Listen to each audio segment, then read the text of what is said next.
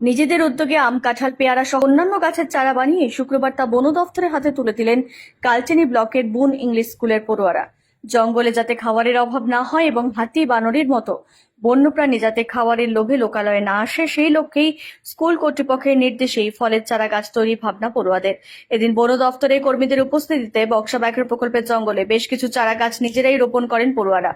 সম্প্রতি 1.5 মাস ধরে চলা গরমের ছুটিতে স্কুল কর্তৃপক্ষের তরফে গ্রীষ্মকালীন ফলের চারা তৈরির এক প্রকার হোমওয়ার্ক দেয়া হয় বিভিন্ন ক্লাসের পড়ুয়াদের। সেই মোতাবেক কেউ আম, কেউ কলা, তো আবার কেউ কাঁঠাল সহ অন্যান্য ফলের চারা তৈরি করেছে। এ বিষয়ে বুন ইংলিশ স্কুলের চেয়ারম্যান রঞ্জিত ঝা জানান, পরিবেশ এবং বন্যপ্রাণী সহ বিভিন্ন বিষয়ে পড়ুয়াদের অবগত করতেই স্কুলের বেশ কিছু পড়ুয়াদের নিয়ে ইকো ক্লাব তৈরি করা হয়েছে। সেখান থেকেই নানান উদ্যোগ নিয়ে চলেছি আমরা। পড়ুয়াদের ও স্কুল কর্তৃপক্ষের তরফের এরূপ উদ্যোগের আগে কখনো ব্লকে নেওয়া হয়নি বলে দাবি করেন যৌথ বন সুরক্ষা কমিটির সদস্যরাও।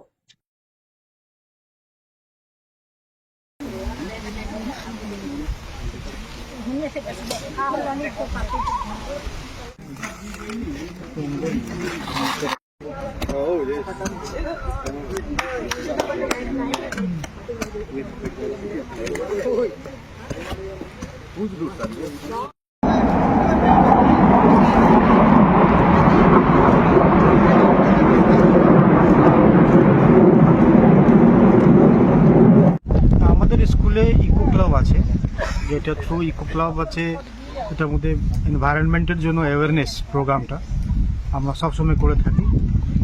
আর এই বছরে আমরা বাচ্চাদেরকে বলেছিলাম যে তোমরা এখন ম্যাঙ্গো সিজন আছে আর কাঁঠালের সিজন আছে, তো এই সিডসগুলো যে তোমাদের বাড়িতে যে হবে এটাকে তোমরা প্রিজার্ভ করে মাটিতে লাগিয়ে গাছ বানাবে।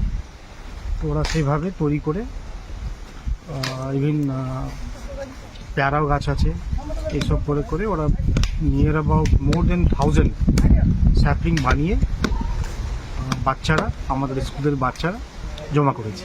কোন কোন ক্লাসের স্টুডেন্টরা আছে এখানে? এরা বিভিন্ন ক্লাসেস, মানে এটা ক্লাস 2 অনওয়ার্ডস বলা হয়েছিল। আর ওরা সব যার যার বাড়িতে আছে বাড়ি করে সবাই স্কুলে নিয়ে সব নিজেই ওরা বানিয়েছে, কোনো মার্কেট থেকে পারচেস করে নি।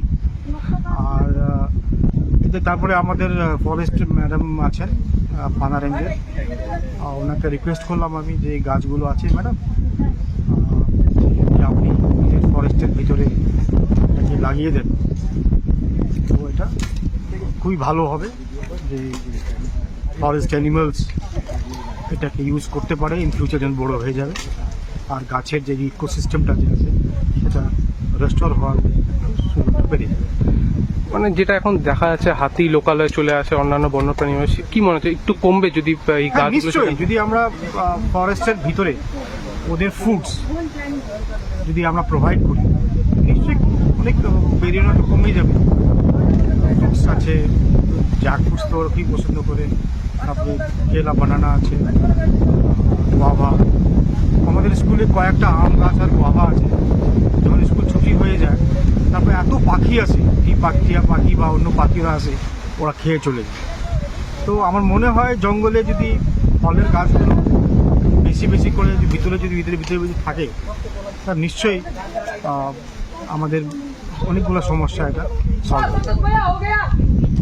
আমাদের এখানে বুন স্কুলের যে আমাদের চেয়ারম্যান স্যার আছেন, উনি আমাদের খবর দিয়েছিলেন ডিআরওর মাধ্যমে, এবং আমরা খুবই খুশি সবাই জড়ো হয়ে আমাদের উত্তর লথাবাড়ি যে এফএমসি থেকে জমা হলাম।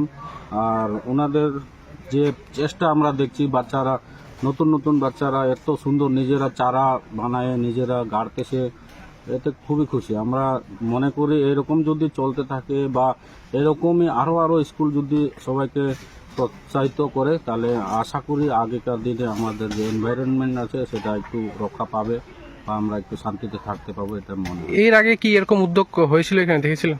এর আগেও হয়েছে আমাদের যে এফএমসির মাধ্যমে, কারণ মানে কোন স্কুলের তরফে এইভাবে স্টুডেন্টরা করেছে? না, স্কুলের মাধ্যমে তো এরকম হয় না কোনোদিনও, এবার এটা প্রথম দেখলাম। আর এটা দেখে তো খুব খুশি লাগলো। আমি ধন্যবাদ দিই স্কুলের যতগুলো স্টাফ, ম্যানেজমেন্ট কমিটি আছে সবাইকে। আপনার নাম? আমার নাম রবি মুর্মু, আমি উত্তর লতাবাড়ি যে এফএমসির এক্সিকিউটিভ মেম্বার।